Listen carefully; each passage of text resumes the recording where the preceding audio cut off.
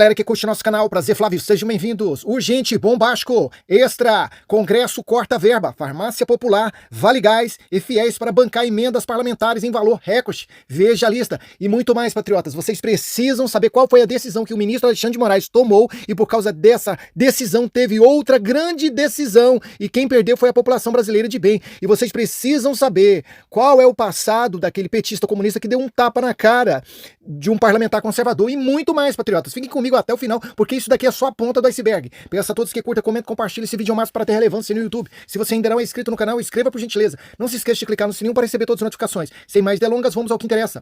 O orçamento aprovado nesta sexta-feira, 22, no Congresso Nacional, prevê corte em diversas ações sociais do governo para garantir que o parlamento tenha um valor recorde de emendas parlamentares. Serão afetados programas como a Farmácia Popular, o FIES, Fundo de Financiamento ao Estudante do Ensino Superior, Auxílio Gás. O valor do salário mínimo também deverá ser menor do que o governo federal previa.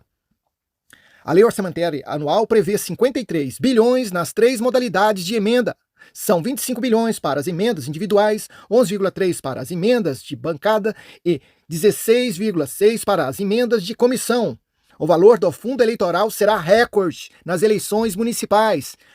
4,9 bilhões, o dobro de 2020. O PAC, Programa de Aceleração do Crescimento, terá um corte de 6 bilhões em relação ao que estava previsto na LDO, Lei das Diretrizes Orçamentárias, e terá um orçamento total de 55 bilhões no apagar das luzes de 2023. O Centrão tentou operar um corte de 17 bilhões, um terço do orçamento total do programa, que é a principal vitrine do governo Lula. Então, gente, só para vocês entenderem que o Congresso parece que não está do lado do povo brasileiro não, viu? Não está do lado do povo brasileiro não. Eles estão preocupados só com emendas e o fundão, tá? O fundão partidário, que agora é o dobro de 2020, viu? Eles vão gastar 4,9 bilhões com as suas campanhas políticas em 2024 para se eleger e permanecer no poder.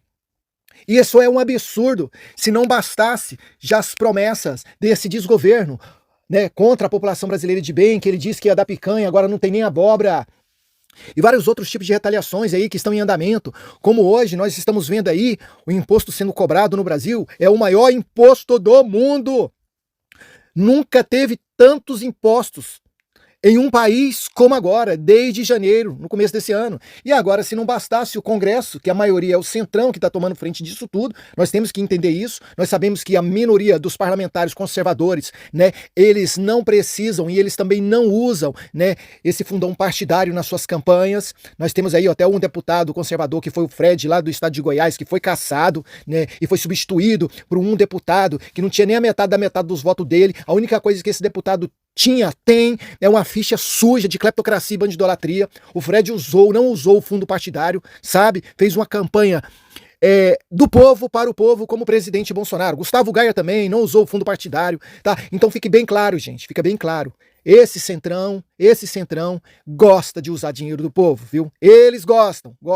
E o problema não é só isso não, gente. Para onde o Brasil vai caminhar? Porque vocês estão vendo aí, ó, nesse primeiro ano, o governo federal liberou bilhões e bilhões de emendas para os congressistas aprovarem PECs e mais PECs para o governo. E agora a pergunta que não quer se calar, da onde que eles vão tirar esse dinheiro? Deputado petista que deu tapa em parlamentar já foi condenado à prisão e inexigibilidade. É isso que vocês acabaram de ouvir, viu? Sabe esse deputado comunista socialista que agrediu aquele parlamentar conservador lá, que depois ele subiu na tribuna, não aguentou e chorou, né? Porque isso é falta de respeito. Esse deputado aqui tem que ter o mandato dele cassado imediatamente. Não tem como mais esse parlamentar ficar como deputado lá no Congresso. Então é isso que está acontecendo, gente. Essas pessoas aí, ó, que tem um monte de cleptocracia, um monte, né, de sujeira contra a Constituição, contra o Estado Democrático de Direito, eles podem fazer o que eles querem, tá? Ao seu bel prazer. Eu nunca vi isso, gente. Eles passam de todos os limites, tá? E depois que ele fez isso com um deputado conservador, ele começou a se vitimizar, dizendo, não foi eu, é eles que estão me agredindo, é eles que fizeram contra nós. Então, essa é a ala comunista socialista. Eles praticam as coisas erradas e depois fala que nós somos o grupinho do ódio. Só para vocês entenderem quem são esses parlamentares. E se não bastasse, né, só porque aqueles deputados conservadores fizeram aquele couro, né, contra o Lula, que vocês sabem o que eles falaram naquele dia lá, né, a petezaiada não gostou e agora eles querem caçar o mandato do Nicolas e de vários outros parlamentares, como Gustavo Gai e assim por diante, tá? Agora, esse aqui que deu tapinha na cara, não tem problema nenhum, né? Isso aí é normal, no Estado democrático de direito, né? Onde eles falam que eles vivem de amor. Que amor que é esse? Que amor que é esse? Vem comigo que tem mais. Urgente! Rubli desafia Moraes e bloqueia acesso do Brasil, afirma jornalista. Olha só, gente. A plataforma de compartilhamento de vídeos do Canadá, Rubli, foi desativada no Brasil nesta sexta-feira. A decisão foi tomada após a justiça brasileira obrigarem a plataforma a remover alguns criadores de conteúdo. Tá? O CEO, Chris, afirmou que a empresa recorreu da decisão, reforçando o compromisso do Rubli em manter uma internet livre e aberta, sem alterar as regras de suas políticas de conteúdo. Tá, recentemente, os tribunais brasileiros nos obrigaram a remover alguns criadores do Rubli. Como parte da nossa missão de restaurar uma internet livre e aberta, nós comprometemos a não mudar as regras de nossas políticas de conteúdo. O usuário com pontos de vistas impopulares são livres para acessar nossa plataforma nos mesmos termos que nossos milhões de outros usuários. Portanto, decidimos desabilitar o acesso ao Rubli para o usuário no Brasil, enquanto contestamos a legalidade das exigências dos tribunais brasileiros. Estamos desapontados com as decisões do tribunal que fizeram com que o povo brasileiro perdesse a capacidade de ver uma ampla variedade de conteúdos do Rubli. Esta ação não terá um efeito material em nossos negócios, mas esperamos que os tribunais brasileiros reconsiderem suas decisões para que possamos restaurar o serviço em breve, disse, né, o fundador do Rubli. Gente, o que está em andamento? É isso que nós precisamos entender. Para quem entende, um pingo é uma letra. Nós estamos já vivendo em uma ditadura. Tá? No Brasil, você não pode falar aquilo que você pensa. E também você não pode falar aquilo que você vê. E também você não pode falar, né, das decisões que eles tomam lá na Praça dos Três Poderes. Conforme seu tom de voz, conforme se as palavras que você coloca, usa para falar daquilo que eles estão fazendo contra a Constituição, contra o Estado Democrático de Direito, contra o anseio da população brasileira de bem, você poderá ser punido severamente. Para eles hoje, eles interpretam a nossa língua como uma ponto .50. Vocês conhecem o que é uma ponto .50? Só as Forças Armadas usam esse tipo de equipamento, tá? Não sei os caras lá das favelas, lá do Rio de Janeiro. Então, eles consideram nós como a ponto .50. Então, não adianta ter uma rede social que ela diz assim, olha, você tem 100% aqui, né, o direito de se expressar, dar a sua opinião, que nós não vamos restringir, nós não vamos bloquear seu vídeo, nós não vamos excluir. Não adianta, porque a partir do momento que o ministro Alexandre de Moraes ou qualquer outro ministro entende que aqueles vídeos estão afetando, né, o Estado Democrático de Direito, os deuses do Supremo, eles vão mandar bloquear, ou eles vão mandar excluir aqueles vídeos, ou eles vão mandar até prender aqueles cidadãos que estão divulgando aquelas informações, mesmo sendo verídicas. Gente, se o povo brasileiro quer mudar alguma coisa, a gente tem que seguir uma cartilha. Se a gente não seguir essa cartilha, não vai mudar, não. Não adianta que é só aprovar parlamentares no Congresso, colocar senadores, deputados, vereadores, prefeitos, governadores e até presidente da República, que nós vamos solucionar o problema do Brasil. O problema no Brasil é pior do que a gente possa imaginar. E isso já vem de décadas e décadas. Eles se infiltraram em todas as áreas que vocês possam imaginar. Essa ideologia marxista-comunista, nas escolas, nas universidades, nos órgãos públicos, nas academias, em todos, no meio artístico, na empresa, em todos os lugares que vocês possam imaginar, tanto nacionalmente quanto internacionalmente. Então, eles estão trabalhando nos 4 cantos, tanto no Brasil como no exterior. E para que a gente possa bater de frente, a gente tem que alinhar mais ou menos do nível deles. A gente tem que trabalhar em todas as atmosferas que vocês possam imaginar. A gente tem que se infiltrar em tudo que a gente possa imaginar, nas escolas, nas universidades, nos órgãos públicos, no meio artístico, em tudo. Vocês viram falar aí, que poucos tempo atrás aí, agora o que vai ser o novo ministro do STF, o Flávio Dino, disse que ele segue a cartilha, né, do Stalin, do Lenin.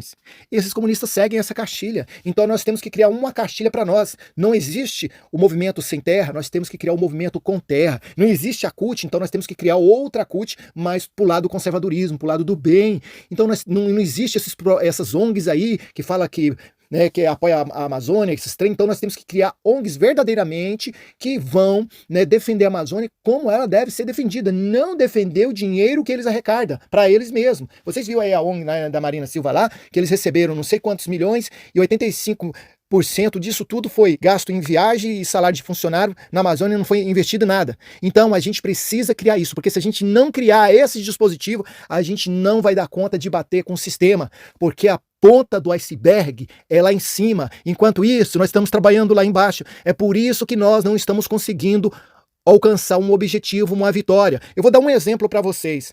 Teve algumas ações que os conservadores começaram a tomar e começaram a surgir efeitos. Qual foi uma dessas ações? Foi o tal do boicote contra esses artistas, né, cantores e assim por diante, que fizeram L e agora estão recebendo Lei Rouanet e agora eles estão querendo fazer shows para ganhar mais dinheiro. E aí o que aconteceu? A população brasileira de bem disse: não vai ter show não, nós não vamos. Luísa Sonza lá, o empresário que patrocinou ela, levou um prejuízo de 400 mil e vários outros artistas aí. Se eu for citar o nome, eu vou ficar aqui até de noite aqui falando desses artistas aí que levaram prejuízos nos shows que eles fizeram. A Ivete Zangara agora teve um show dela lá, né, comemorando os 30 anos, as pessoas estão alegando aí, mas o show dela lotou de quê, gente? Os empresários dela aí, os promotores de evento, os organizadores, eles tiveram que ir nas portas dos shoppings. Isso é uma vergonha, isso passa uma vergonha, distribuir ingresso do show da Ivete Sangalo de graça para lotar o estádio lá para poder assistir. Então, só lotou porque ela deu convite de graça. Se não fosse por causa disso, ela não teria conseguido. Então quer dizer que ela não ganhou dinheiro, como era esperado. Lotar pode lotar. Mas, então, esse é um ponto positivo. Mas só que a gente tem que criar mais mecanismo para tentar barrar essa ideologia marxista-comunista. Porque aí ia ser fácil. O que adianta eu ficar falando, usando palavras de baixo calão, contra ministros do STF, contra as outras pessoas, e depois o vídeo será excluído, e aí pronto, vai resolver alguma coisa? Isso é estratégia? Isso não é estratégia. Bater de frente com esse sistema é usar mecanismo que você é do nível deles ou acima deles, e no final da história você tem a caneta, como eles têm a caneta. Se nós tivermos a caneta na mão, nós conseguimos. Se não, nós não conseguimos. Porque hoje quem manda no Brasil é o tal da caneta, é o tal da tinta. Através de uma canetada, manda prender fulano de tal, manda fazer isso, manda fazer aquilo, manda perdoar não sei quantos bilhões lá daquele pessoal lá da Friboi, lá da JBS. É isso.